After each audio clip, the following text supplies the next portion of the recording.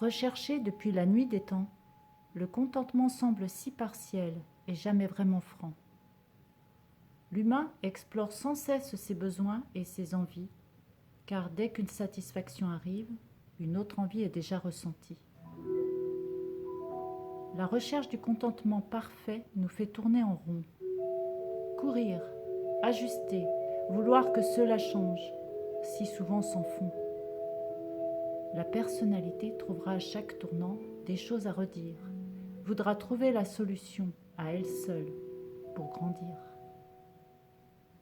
Et pourtant accepter ce qui est dans le monde des formes telles qu'elles sont, être en paix avec son passé et son présent, cette attitude est un véritable premier pas pour devenir tout ouïe à ce qui se propose au-delà.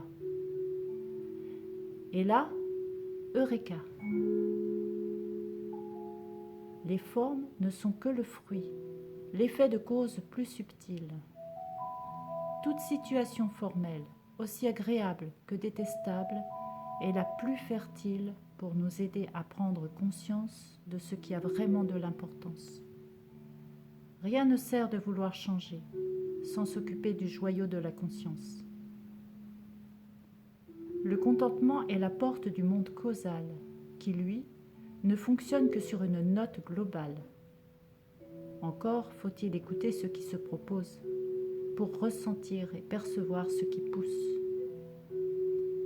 Au-delà d'une tension individuelle est demandée une acuité de groupe spirituel.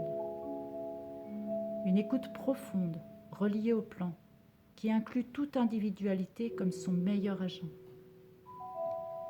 Par le contentement, nous mettons fin à un ancien cycle, à un bout de chemin parcouru en tant qu'humain du dernier siècle, pour repartir plus léger et voir plus clairement un prochain pas, apportant une nouvelle compréhension de tous les combats. Le contentement, finalement, nous inscrit dans le monde d'aujourd'hui, avec tous ses défis. Tout est imparfait dans la forme, et pourtant relié intérieurement, et nous incite à un nouvel état d'être pour répondre à un sens plus grand. La véritable paix peut alors commencer à se frayer un chemin pour façonner le monde de tous les hommes de demain.